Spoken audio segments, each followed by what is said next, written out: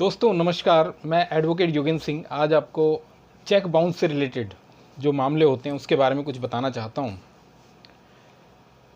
जैसे कि आपको पता ही है कि चेक बाउंस के केसेस हमारे भारत में इस वक्त बहुत ज़्यादा हो रहे हैं। लोगों की इसका कारण ये है कि लोगों में बेईमानी ज़्यादा आ गई है।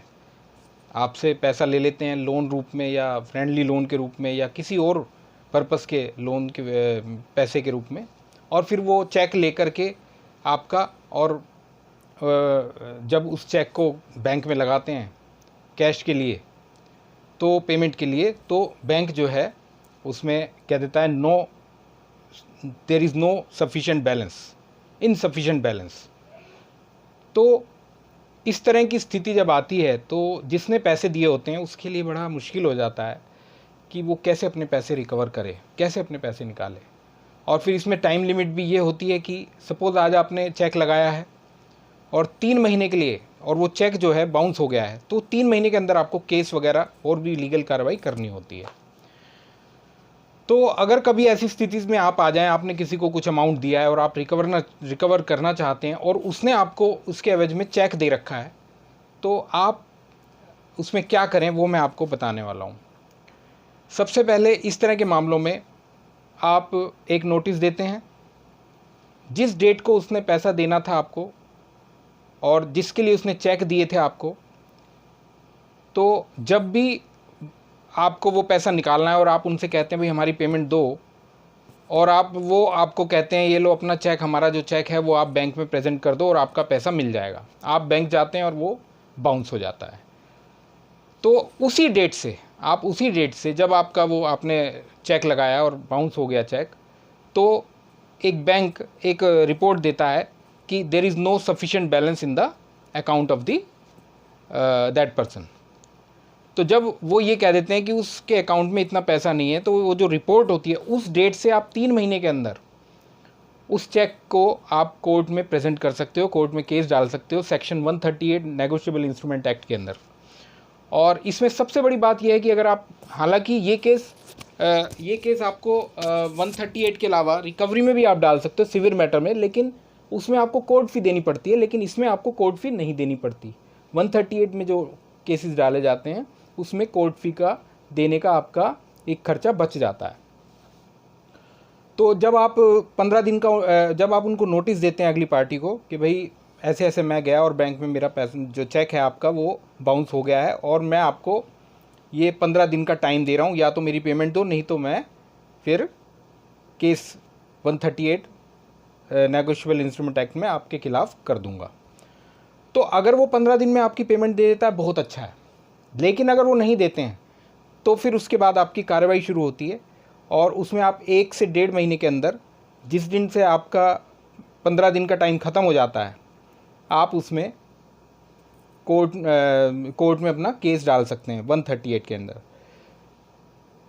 अगर वो कोर्ट में प्रस्तुत होते हैं और जिस दिन से वो प्रेजेंट होते हैं, जो समन होते हैं उनको और बुलाया जाता है कोर्ट में, तो उस दिन से अगर वो ये कहते हैं जी हम सेटलमेंट करना चाहते हैं मीडिएशन का, तो बहुत अच्छा है, आप उसी वक्त कर लो। अगर सेटल कर सकते हो, आउट ऑफ कोर्ट कर लो, भाई मुझे पेमेंट, आप कोर्ट में कह सकते हो भाई मुझे मेरा पैसा मिल गया है सर, अब now we want to settle, हम मीडिएशन में या जो भी है हम इसको ख़त्म करना चाहते हैं केस को। लेकिन अगर पैसा नहीं मिला तो जिस दिन आप प्रेजेंट होंगे कोर्ट में, तो उसके बाद जब तक चार्ज में, ये केस चार्ज तक आएगा, जब तक चार्जेस फ्रेम्ड होंगे, तो चार्जेस जब फ्रेम होते हैं इस केस में, तो एक नया प्रोविज़न आया है 2018 में, उसके तहत 20% अमाउंट, जो अप टू 20% अमाउंट है, उस चेक के ऊपर जो मेंशन्ड अमाउंट है, आपने जो जिसका केस लगाया है उसकी 20% अमाउंट आप उस वक्त भी आप ले सकते हैं। आप एक एप्लीकेशन लगा सकते हैं 143 में कि भाई हमें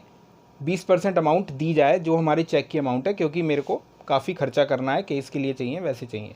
और तो कोर्ट ने ये जो नया प्रोविज़न डाला है वो इसलिए डाला है गवर्नमेंट ने, ताकि जो एक व्यक्ति जो पहले ही परेशान है उसको कुछ तो सहारा मिले।